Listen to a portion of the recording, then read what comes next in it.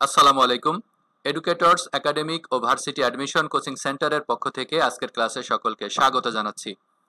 আজ আমরা even though এবং ইভেন ইফের ইউজ নিয়ে ডিসকাস করব। খেয়াল করো, ইভেন দো অর্থ যদিও, ইভেন ইফ অর্থ যদিও, মিনিং সেম হলেও এদের ইউজে পার্থক্য আছে। মনে রাখবে, কোনো ঘটনা যদি সত্যিই ঘটে থাকে সেক্ষেত্রে আমরা ইভেন দো ইউজ করব, আর যদি ভবিষ্যতের অনুমান বোঝায় তাহলে ইভেন ইফ ইউজ করব। Let's see some examples. খেয়াল করো, we went to Cox's Bazar even though the weather was cold. যদিও আবহাওয়া খারাপ ছিল, আমরা কক্সবাজার গিয়েছিলাম। এখানে সত্যি আবহাওয়া খারাপ ছিল। অপরদিকে দেখো, we will go to Cox's Bazar even if the weather is cold. যদি আবহাওয়া খারাপ হয়ও আমরা কক্সবাজার যাব। আবহাওয়া কিন্তু এখানে খারাপ এখনো হয়নি, ভবিষ্যতে খারাপ হলেও হতে পারে, অনুমান করছি। তাহলে কি বোঝা গেল? অনুমান হলে ইভেন ইফ, আর সত্য ঘটনা হলে ইভেন দো। পরের এক্সাম্পলটি খেয়াল করো, even though you bought me the same shirt earlier I didn't use it. যদিও তুমি আমাকে এই একই রকম শার্ট আগে কিনে দিয়েছিলে, আমি সেটি ব্যবহার করিনি। এখানে সত্যি তুমি আমাকে এরকম শার্ট আগে কিনে দিয়েছিলে। এপাশে দেখো, even if you buy me the same shirt again I won't use it. যদি তুমি আমাকে এই একই শার্ট আবার কিনে দাও, আমি সেটা ব্যবহার করব না।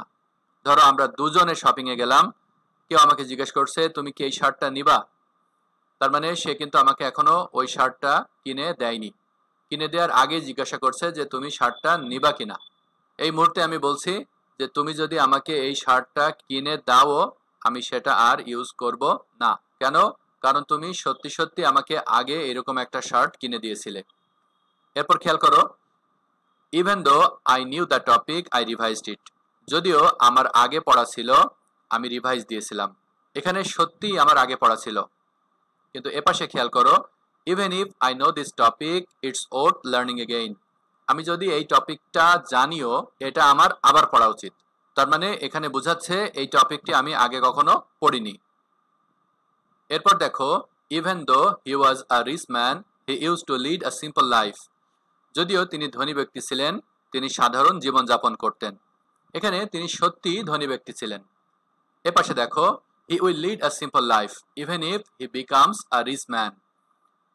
যদি তিনি ধনী ব্যক্তি হনও, তিনি সাধারণ জীবনযাপন করবেন। এখানে তিনি কিন্তু এখনো ধনী ব্যক্তি হননি, ভবিষ্যতে তিনি ধনী হলেও হতে পারেন।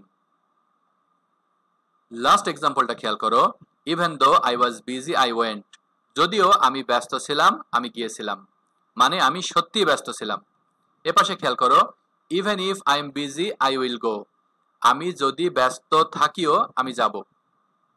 এখানে কেউ হয়তো কোনো প্রোগ্রামের অ্যারেঞ্জ করছে এবং আমাকে জিজ্ঞাসা করছে যে তুমি যাবা কিনা।